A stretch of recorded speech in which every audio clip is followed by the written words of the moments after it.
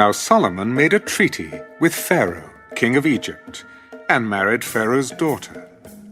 Then he brought her to the city of David, until he had finished building his own house, and the house of the Lord, and the wall all around Jerusalem. Meanwhile, the people sacrificed at the high places, because there was no house built for the name of the Lord until those days. And Solomon loved the Lord, walking in the statutes of his father David, except that he sacrificed and burned incense at the high places. Now the king went to Gibeon to sacrifice there, for that was the great high place. Solomon offered 1,000 burnt offerings on that altar. At Gibeon, the Lord appeared to Solomon in a dream by night, and God said, "Ask, what shall I give you?" You have shown great mercy to your servant David, my father, because he walked before you in truth, in righteousness, and in uprightness of heart with you. You have continued this great kindness for him, and you have given him a son to sit on his throne, as it is this day. Now, O Lord, my God, you have made your servant king instead of my father David, but I am a little child. I do not know how to go out or come in.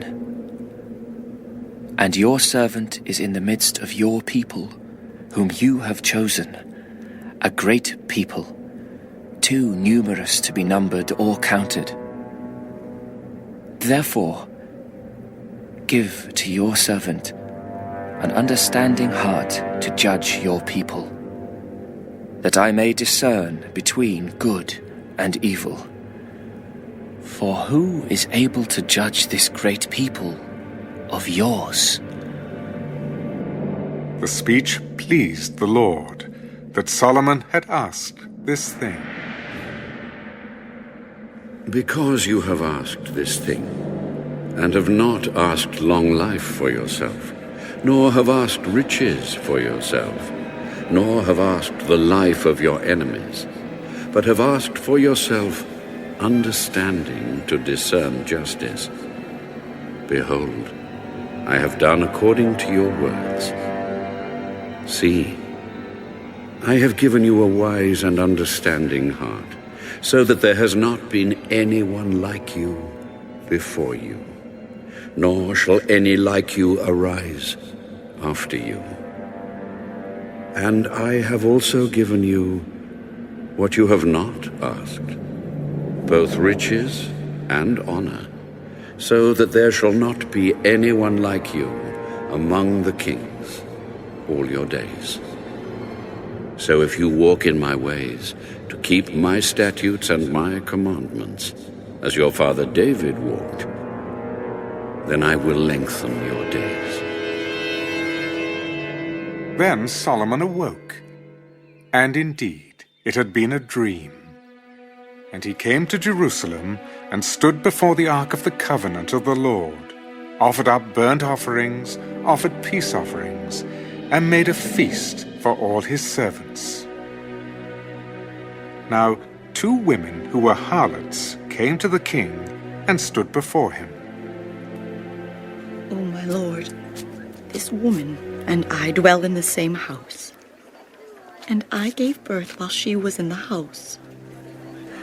Then it happened, the 3rd day after I had given birth, that this woman also gave birth. And we were together. No one was with us in the house, except the 2 of us in the house. And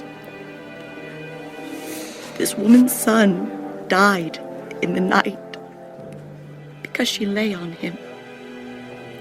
So she arose in the middle of the night and took my son from my side while your maidservant slept, and laid him in her bosom, and laid her dead child in my bosom. And when I rose in the morning to nurse my son, there he was, dead.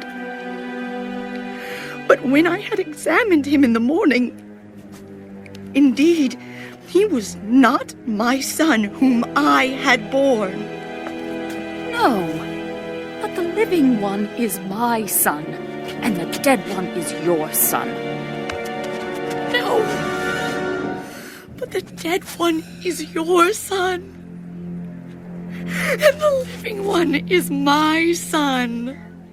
Thus they spoke before the king. And the king said, The one says, This is my son who lives, and your son is the dead one. And the other says, No, but your son is the dead one, and my son is the living one. Bring me a sword. So they brought a sword before the king. Divide the living child in two, and give half to one and half to the other. Then the woman whose son was living spoke to the king, for she yearned with compassion for her son.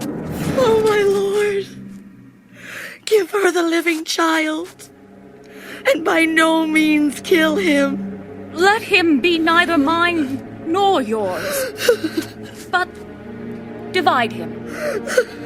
So the king answered, Give the first woman the living child, and by no means kill him. She is his mother. And all Israel heard of the judgment which the king had rendered. And they feared the king, for they saw that the wisdom of God was in him to administer justice.